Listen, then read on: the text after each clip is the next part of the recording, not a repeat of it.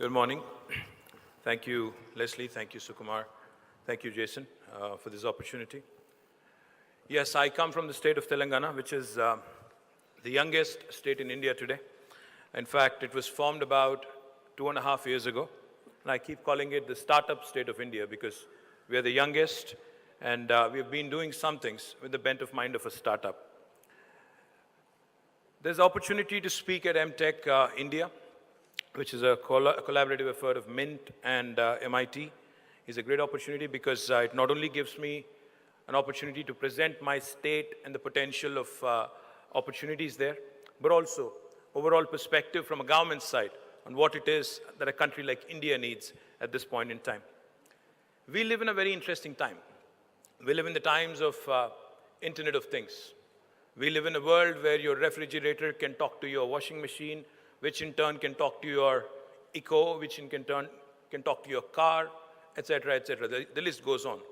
Very smart machines which can talk to each other, collaborate with each other, work with each other, and make do with a lot of things that normally would not have been possible. We also live in the times of technology where governments are talking about smart cities. Governments are talking about smart governance. Governments are talking about leveraging smart technologies. The Prime Minister talks about Startup India, Skill India, Digital India, a bunch of other initiatives that have also been launched. But the question is, a country like India, 1.32 billion population, more than 70% still dependent on agriculture or allied activities, while the country has more than 100 million phones, 100 billion phones, 100 crore phones, or 1 billion phones, out of which 40% are smartphones. But are we ready for the next big technology breakthrough to come from India?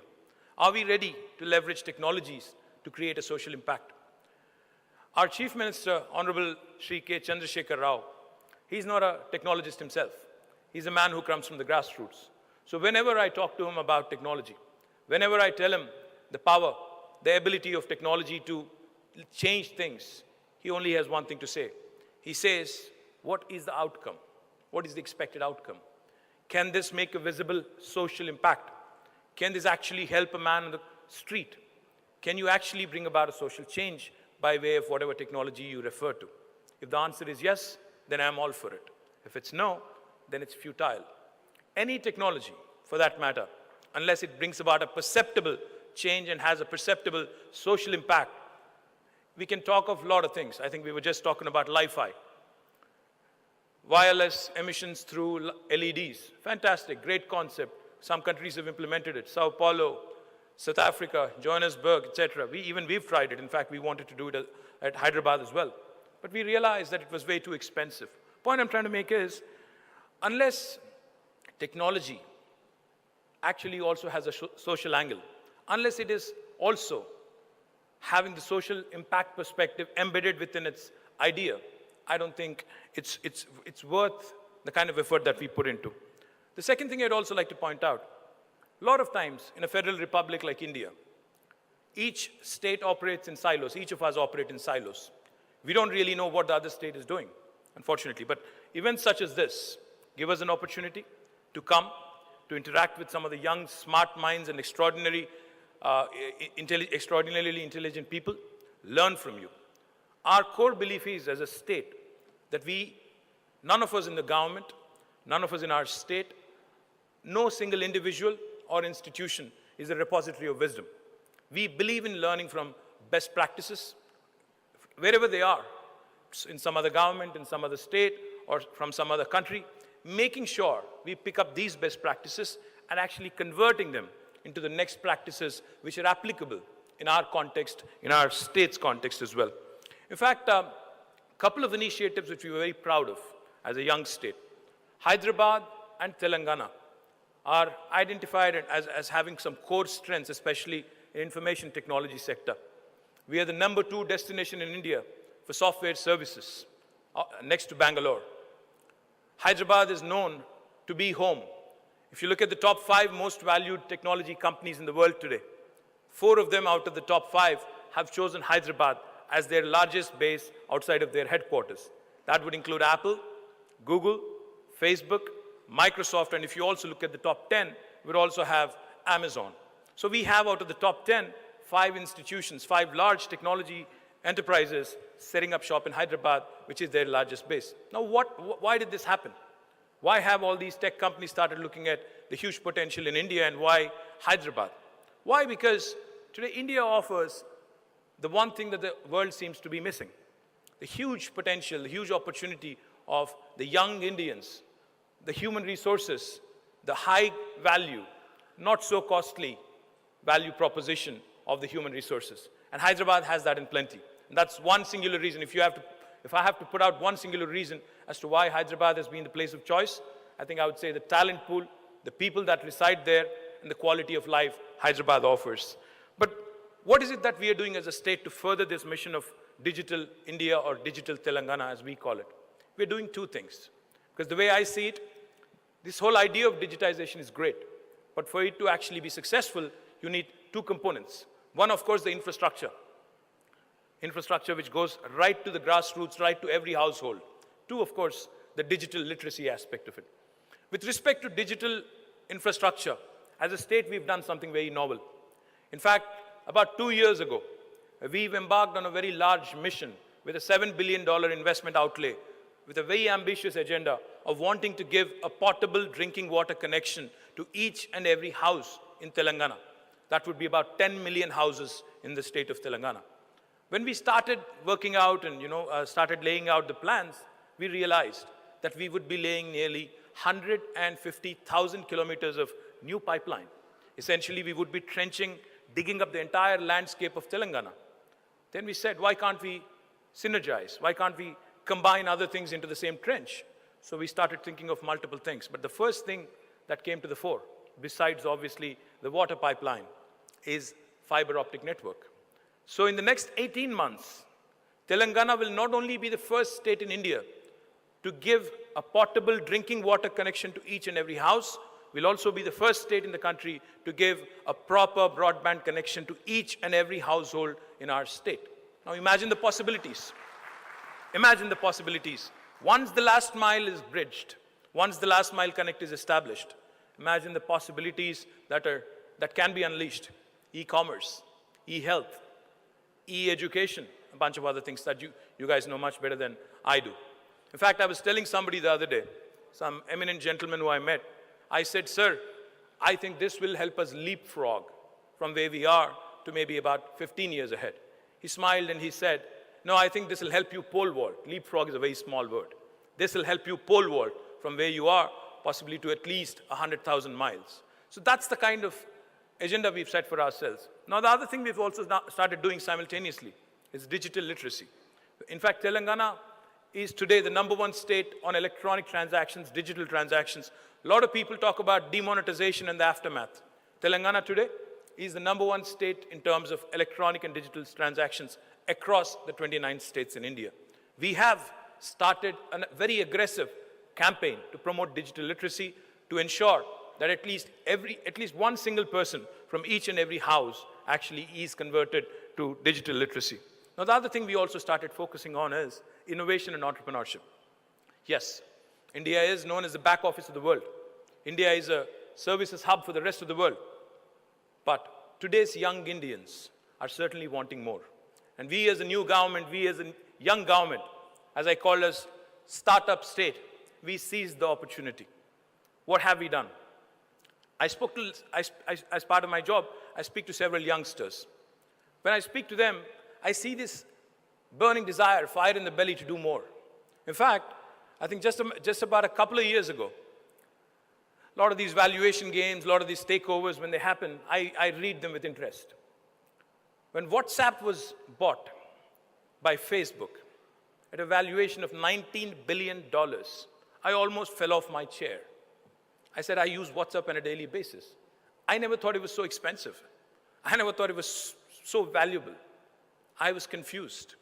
But while I was confused, let me tell you, my friends, rest of the young Indians that I interact with on a regular basis were enthused, were kicked. They were upbeat about the possibility of coming out with their own invention, of coming out with their own idea, which can change the world, which can be the next big thing in the world. So such is the level of optimism in India, especially young India today. So therefore, to leverage on this, we've launched India's largest technology incubator called the T-Hub in our own city of Hyderabad.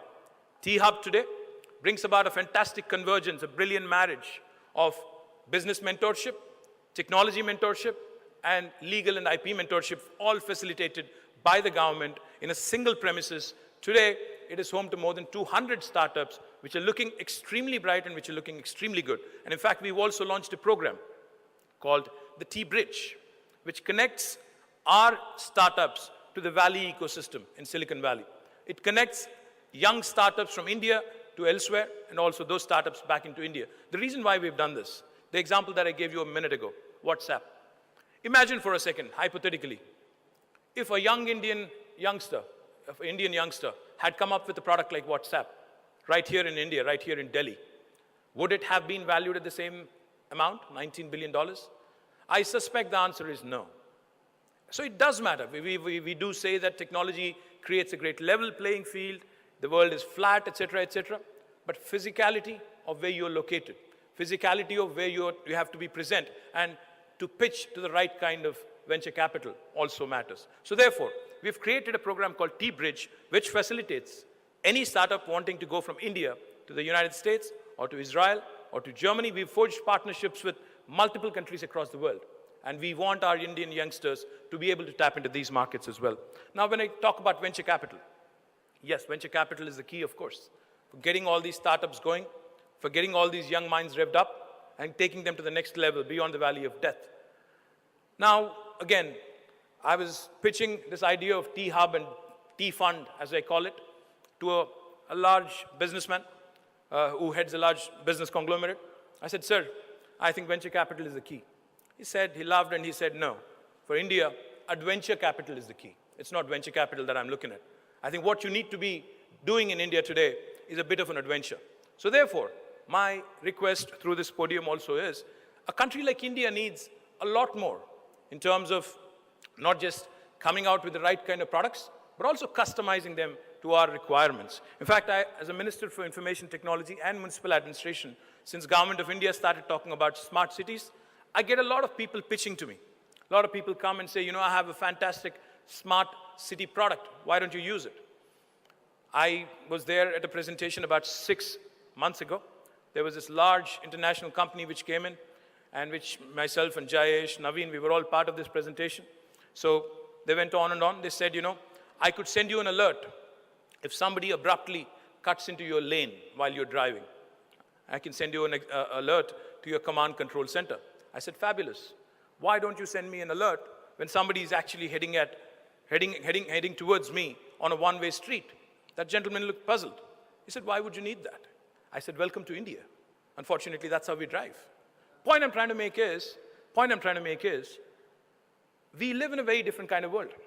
A product that works in Barcelona, a technology that suits California, will not fit India. I think we have to find our own recipes. We have to find our own formulas. We have to customize, Indianize these solutions so that they make sense in the Indian context. Now, therein lies the big opportunity, and since you're calling it EMTECH India, I think the focus of technology is great, but to customize it to the Indian requirements, to the 1.3 billion people requirement, is the biggest challenge that every tech entrepreneur in this room is going to face. Because we can come out with products that will rock the world, that can rock the world. But the fact of the matter is, if you want them to work in India, I think you have to throw in that bit of added masala, which makes it more Indianized, which will give it the Indian flavor, and which will make it work in the Indian context. So I have a lot of things to say, but I'll just conclude by saying this. A lot of people have been talking about how artificial intelligence is going to take away jobs. A lot of people are also talking about the change of guard in the United States and how that is going to impact India as well. I do agree with it partially, but I do believe also that if India and EMTECH start focusing on the new sectors, animation, gaming, multimedia, entertainment, cybersecurity, design engineering, data analytics, data centers, the opportunities are plenty. The opportunities for governments to create jobs in all these sunrise sectors are plenty. So let's not be worried. India has one thing that nobody else in the world has. India today has the largest workforce on the planet, or in fact, think force, as I call it, think force on the planet. 65% of Indians today are below the age of 35. Now, therein lies the biggest strength of our country, to really offer technologies, to really offer solutions for the next generations to come. Thank you very much, Mint, for this opportunity.